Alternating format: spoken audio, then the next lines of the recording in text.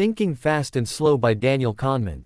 Introduction. In the introduction of Thinking Fast and Slow, Daniel Kahneman lays the groundwork for the rest of the book by introducing the core concept, the two systems of thinking that drive the way we make decisions. The two systems, System 1 and System 2. Kahneman begins by explaining that our minds operate using two distinct systems. System 1 is fast, intuitive, and automatic. It's the system that handles things like detecting emotion in a face, driving on a familiar road, or solving simple math problems like 2 plus 2. It operates effortlessly, but it's also prone to biases and errors because it jumps to conclusions based on limited data. System 2 is slow, deliberate, and effortful. It's used for tasks that require concentration, like solving complex math problems, evaluating logical arguments, or filling out a tax form. This system is more reliable, but it's also lazy and easily fatigued. Kahneman notes that much of our daily life is actually controlled by System 1, even though we believe we're making rational choices through System 2. This insight is crucial, as it challenges the traditional economic assumption that people are rational actors. The legacy of his work with Amos Tversky. Kahneman briefly reflects on his long-term collaboration with Amos Tversky, a fellow psychologist. Their groundbreaking work revealed that humans are systematically irrational in predictable ways. This helped launch the field of behavioral economics, which studies how psychological factors influence economic decisions. Their research demonstrated that people rely on mental shortcuts, heuristics that often lead to errors in judgment, such as overestimating rare events, being overly influenced by recent experiences, making decisions based on framing rather than actual value. Purpose of the book. Kahneman states that the goal of Thinking Fast and Slow is not to eliminate the biases that come from System 1 thinking, because that's nearly impossible, but to help readers understand how the mind works so they can recognize and possibly correct these mental pitfalls. He emphasizes that understanding the tension between the two systems can lead to better decision-making in business, economics, medicine, and everyday life. What to expect in the book. Kahneman outlines the structure of the book. 1. Part 1. The Two Systems, a deeper dive into System 1 and System 2. 2. Part 2. Heuristics and biases, how mental shortcuts affect judgments. 3. Part 3. Overconfidence, why we often think we know more than we do. 4. Part 4. Choices, how we make decisions under risk and uncertainty. 5. Part 5. Two Selves, the difference between how we experience life and how we remember it. Key takeaway from the introduction. Kahneman wants readers to become more aware of the invisible forces that shape their thoughts and decisions. He invites us to pause and reflect more often, to engage System 2 thinking when it matters most. Ultimately, the introduction sets the tone for a book that is both scientific and deeply practical, helping us understand the quirks of human judgment and offering tools to think more clearly. Part 1. Two Systems. This section introduces and explores in depth the two modes of thinking that shape our cognition and decision-making. System 1 fast, intuitive, automatic. System 2 slow, analytical, deliberate. System 1 versus System 2 core characteristics. System 1 operates quickly and effortlessly. It's responsible for detecting emotions in facial expressions, solving simple arithmetic like 2 plus 2, driving on an empty road, reacting to a loud sound with startle. It is always running in the background, generating impressions, intuitions, intentions, and feelings. System 2, on the other hand, is responsible for conscious, rational effort. It is used when solving complex math problems, comparing investment options, planning a trip, filling out forms under pressure. System 2 is slower, requires effort, and is often lazy. It tends to defer to System 1 unless a situation demands deep thinking. Key concepts in Part 1. 1. The lazy controller. Kahneman describes how System 2 is often reluctant to intervene, even when System 1 makes errors. Most of the time, we go through life letting System 1 take the lead, because it is more efficient. However, this makes us vulnerable to cognitive biases. Example. When asked, is the population of Turkey more or less than 35 million? Followed by, what is the actual population of Turkey? Our minds are anchored to the initial number, a System 1 effect, and System 2 rarely corrects it enough. 2. A machine for jumping to conclusions. System 1 is designed to make fast decisions based on limited information. While this is useful in survival situations, it can often lead us astray in modern contexts. Kahneman introduces the concept of WYSIATI, what you see is all there is, to explain how System 1 builds coherent but incomplete stories from limited data. This makes us overconfident, blind to alternatives, susceptible to stereotypes and biases. 3. Cognitive ease versus strain. When things are easy to process, e.g., clear font, simple words, familiar ideas, we experience cognitive ease. This makes us more likely to believe the information, be creative, and feel safe. Cognitive strain, by contrast, forces System 2 to kick in, making us more cautious, skeptical, and analytical. Designers and marketers use this principle to influence how people perceive truth and trust. 4. The illusion of understanding and truth. Because System 1 forms quick judgments and System 2 doesn't always step in, we often believe things simply because they're repeated or easy to understand, not because they are accurate. Repetition, familiarity, and emotional impact can trick the brain into mistaking fiction for fact. 5. The halo effect. System 1's tendency to create a coherent story also leads to the halo effect, the belief that if someone excels in one area, they must be good in others. Example: a physically attractive person is often assumed to be more intelligent, friendly, or capable, even without evidence. 6. Substitution. System 1 often replaces complex questions with easier ones without our awareness. For example, actual question: how happy are you with your life right now? Substituted question: how do I feel right now? This mental shortcut simplifies the problem, but can lead to misleading conclusions. 7. The role of attention and effort. Kahneman describes several experiments showing that System 2 is limited in capacity, it can only focus on a few things at once. When we are engaged in a mentally demanding task, we become blind to other stimuli. This is why people often fail to notice changes or make poor decisions when distracted. Main takeaways from Part 1. Human thinking is a constant interplay between two systems. System 1 is powerful and efficient, but biased and error-prone. System 2 is capable of rational thought, but lazy and easily depleted. Understanding when to engage System 2 can improve decision-making and reduce cognitive errors. Many of our beliefs and impressions are the result of intuitive shortcuts, not deliberate analysis. Quote to remember: System 1 is fast, intuitive, and emotional. System 2 is slower, more deliberative, and more logical. Part 2. Heuristics and biases. This section explores how System 1 often uses heuristics, mental shortcuts, to quickly process information. While helpful, these shortcuts often lead to systematic errors known as cognitive biases. Kahneman and Amos Tversky's groundbreaking work identified many of these tendencies, which have transformed fields like psychology, economics, and decision theory. What are heuristics? Heuristics are mental rules of thumb or intuitive judgments we rely on to make decisions quickly, especially under uncertainty. They usually work well, but they can mislead us when the situation is complex or unfamiliar. Major biases and heuristics covered in Part 2. 1. The law of small numbers. People tend to believe that small samples represent the entire population. This leads to overinterpretation of random events. Example: assuming a few cases from a hospital prove a pattern in the whole system. Small samples produce more extreme outcomes, but people often overlook this variability. 2. Anchoring effect. When making estimates, we tend to rely too heavily on the first piece of information offered, the anchor, and insufficiently adjust from it.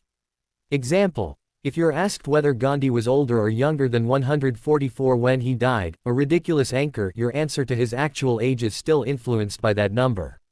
Anchoring can occur due to priming, the subconscious influence of a number, even if irrelevant. 3. Availability heuristic. People judge the likelihood of events based on how easily examples come to mind. Example: after watching news about airplane crashes, people might overestimate their frequency and fear flying, even though flying is statistically safer than driving. Emotionally charged or recent events amplify this bias. 4. Representativeness heuristic. This occurs when people judge probabilities based on similarity or stereotypes, ignoring actual statistical probability. Example: believing a quiet, bookish person is more likely a librarian than a farmer, even if there are far more farmers than librarians. This leads to errors such as base rate neglect, ignoring actual statistical odds. Conjunction fallacy, thinking that two conditions together are more likely than a single one. 5. The Linda problem, conjunction fallacy. One of Kahneman's most famous experiments. Linda is described as bright, politically active, and concerned with social justice. Question: is she more likely to be A bank teller, or B a bank teller and a feminist? Most people pick B, but logically, A must be more probable. This shows how representativeness trumps logic. 6. Affect heuristic. Emotional reactions. System 1 strongly influence decisions, often more than logical reasoning. Example: people are more likely to support a nuclear power plant if you first mention how it reduces carbon emissions, versus starting with the risks of radiation. We often evaluate risks and benefits with our feelings, not data. 7. Substitution and attribute replacement. When a hard question is posed, e.g., how successful is this person likely to be, we often substitute it with an easier one, do I like this person? Without realizing the switch. This creates illusions of judgment accuracy. Main takeaways from Part 2. Our minds rely heavily on mental shortcuts to make judgments under uncertainty. These shortcuts often result in systematic errors that are predictable and measurable. Most people overestimate their understanding and rationality due to these unconscious biases. Kahneman shows how these effects violate rational models of decision-making, such as those used in classical economics. Quote to remember: what you see is all there is. WYSIATI, a central idea that explains why System 1 often creates overly coherent but flawed stories. This part of the book is foundational to understanding why we are not as rational as we believe, and how that affects everything from daily choices to large-scale economic decisions. Part 3. Overconfidence. In this section, Kahneman explores how people often overestimate their knowledge, skills, and ability to predict the future, even in the face of contradictory evidence. He describes how this overconfidence bias arises largely due to System 1's intuitive coherence and System 2's laziness, leading to a false sense of certainty. Key ideas in Part 3. 1. The illusion of understanding. Kahneman explains that people often construct coherent stories from past events and mistake them for understanding. Hindsight bias is a key driver. Once something has happened, we believe it was inevitable or easily predictable. Example: after a financial crash, experts explain it as obvious, even though no one foresaw it. This makes us underestimate the role of luck and overestimate skill or foresight. 2. The illusion of validity. People have confidence in their judgments even when they are clearly flawed. Kahneman presents examples from his own experience in the Israeli military, where assessments of soldiers during training were confidently made, but later had little correlation with real-world performance. Conclusion: confidence does not equal accuracy. The more coherent a story feels, the more confident we become, even if it's based on poor evidence. 3. The engine of capitalism, optimism bias.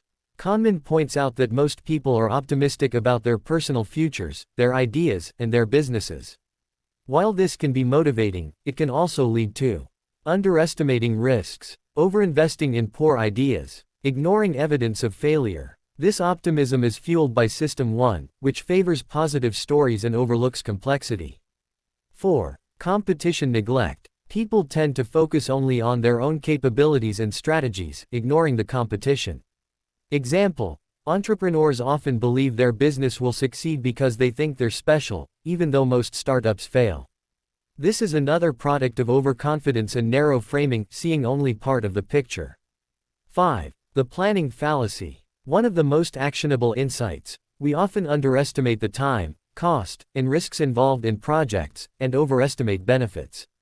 Example: most infrastructure projects take longer and cost more than expected, due to optimistic forecasts and ignoring historical data. Kahneman suggests using the outside view, looking at how similar projects fared in reality, rather than relying only on internal plans. 6. The inside versus outside view. The inside view focuses on your specific plan and beliefs. The outside view looks at base rates and statistical realities.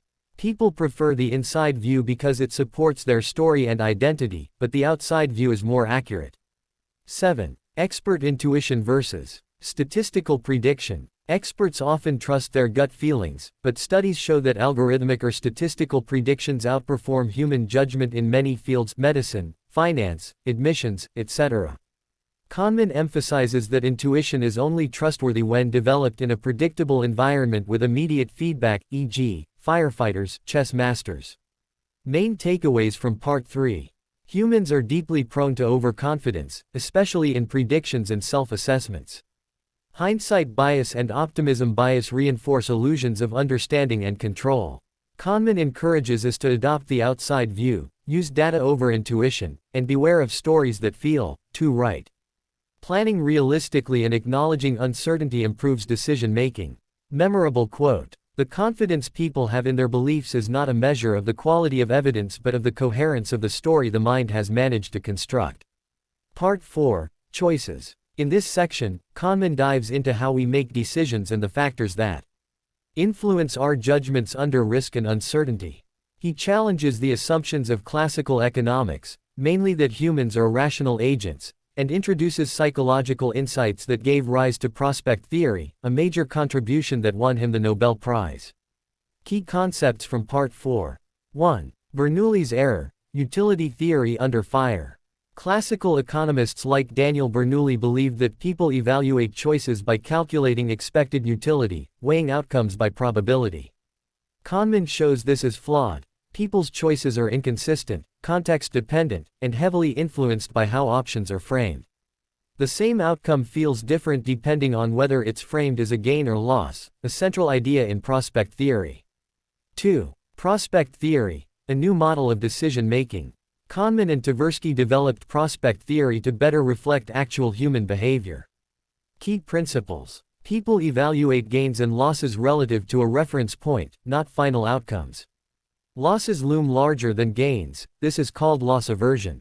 People are risk-averse when it comes to gains but risk-seeking when it comes to avoiding losses.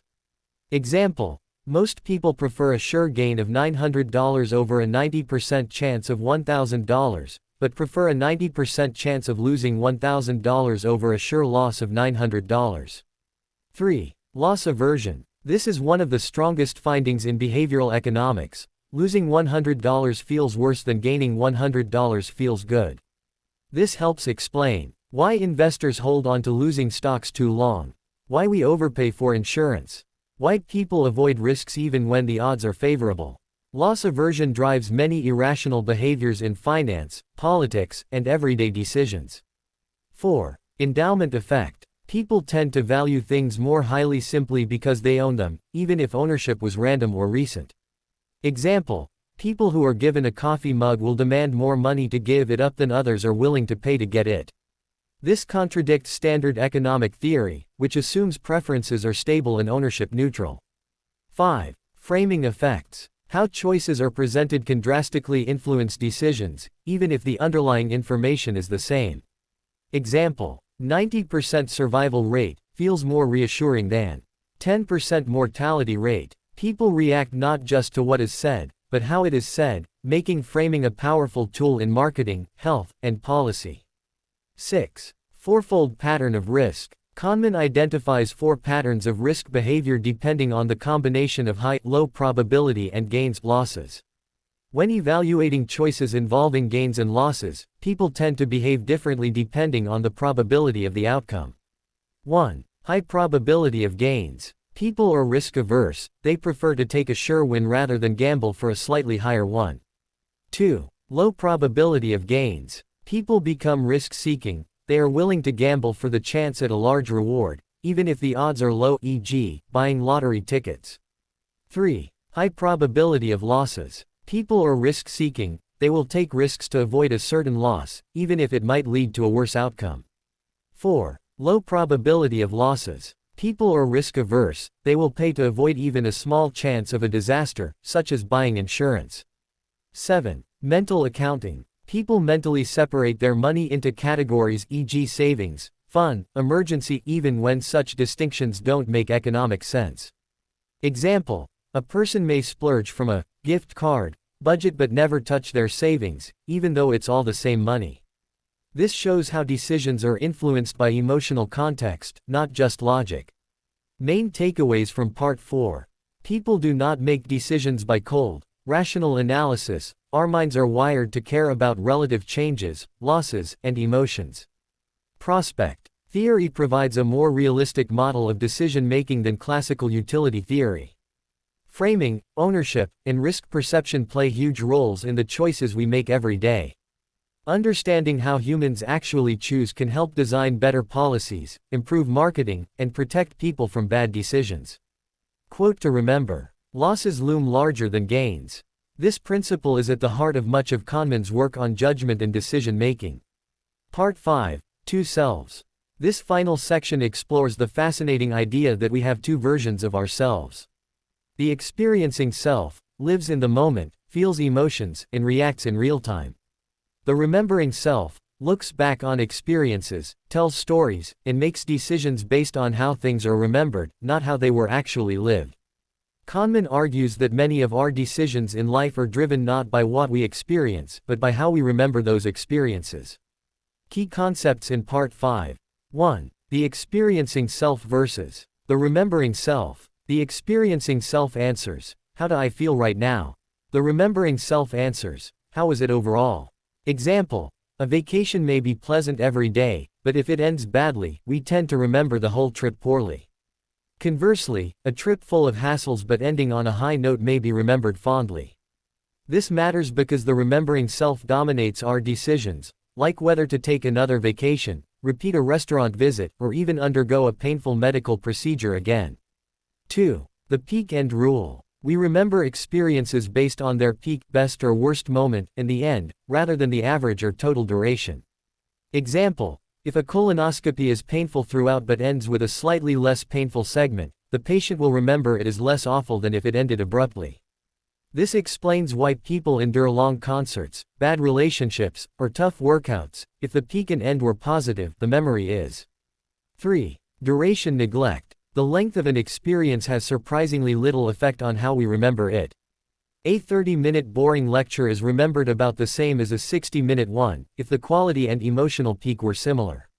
This leads us to misjudge life satisfaction and make irrational choices, because longer pleasure or pain doesn't weigh more in our memories. 4. The focusing illusion. Nothing in life is as important as you think it is while you are thinking about it. People overestimate the impact of specific events, like getting rich, moving to a new city, or buying a car, on their overall happiness. This illusion happens because when we focus on one factor, e.g., income, we ignore all the others that affect well-being. 5. Life satisfaction versus happiness. Kahneman distinguishes happiness, experiencing self moment-to-moment feelings of joy, contentment, or misery. Life satisfaction, remembering self, a cognitive judgment of how life is going, based on comparison, goals, and memories. Many people make decisions, e.g., working long hours, relocating, staying in toxic jobs, that favor life satisfaction at the cost of present happiness. Main takeaways from Part 5. We have two selves with conflicting priorities, the self that lives versus the self that remembers. Our memories distort reality through the peak-end rule and duration neglect. We often make life decisions based on how we think we'll remember them, not how they feel while happening. True well-being requires balancing moment-to-moment experiences with long-term meaning and memory. Quote to remember: the remembering self is the one that keeps score and governs what we learn from experience, and it is the one that makes decisions. Conclusion. In the conclusion of Thinking, Fast and Slow, Daniel Kahneman ties together the insights presented throughout the book to reinforce his central message. Our minds are deeply influenced by two systems of thinking, and those systems frequently lead us astray in predictable ways. The two systems, a final reminder. System 1 is fast, automatic, intuitive, and emotionally driven. It excels at creating a coherent picture from limited information, but it is prone to biases and errors. System 2 is slow, deliberate, and logical. It can correct System 1, but it's often lazy and doesn't always intervene. Kahneman emphasizes that most of the time, we live in System 1 mode, relying on mental shortcuts, heuristics, that usually serve us well but can fail under uncertainty, complexity, or emotion. Predictable irrationality. Throughout the book, Kahneman has shown that our thinking is systematically flawed, not random, but predictably irrational. These flaws include overconfidence in our own knowledge and predictions, loss aversion, the tendency to feel losses more deeply than equivalent gains, anchoring, availability bias, and framing effects, which skew our judgments. The planning fallacy, where we underestimate time, costs, and risks. Hindsight bias, which alters how we understand past events. The illusion of understanding and validity, where we believe stories that feel true but are often false. The two selves. Kahneman ends the book by returning to a major insight: we have two selves that experience the world differently. The experiencing self lives in the moment. The remembering self looks back and judges our lives. This difference helps explain why people often make choices that don't maximize happiness, because the remembering self tends to prioritize stories, peaks, and endings, not consistent well-being. Implications for decision-making. Kahneman's work reveals that we are not as rational as we think, and this has major implications for economics. Traditional models based on rational agents are flawed. Policy. Behavioral insights can help governments design better systems, nudges, default options, etc. Business. Understanding cognitive biases helps in marketing, management, and forecasting. Personal life. Being aware of your own thinking patterns can improve your decisions, habits, and relationships. But Kahneman is also realistic. We can't eliminate bias completely. Awareness helps, but the automatic nature of System 1 means errors will still occur. Final message. What can be done about biases? Little can be achieved without a considerable investment of effort. Rather than trying to eliminate all biases, which is impossible, we should build systems and environments that reduce their impact. Use checklists, statistics, and algorithms in decisions where intuition is unreliable. Slow down when stakes are high and the situation is complex. Remain humble about our knowledge and open to feedback.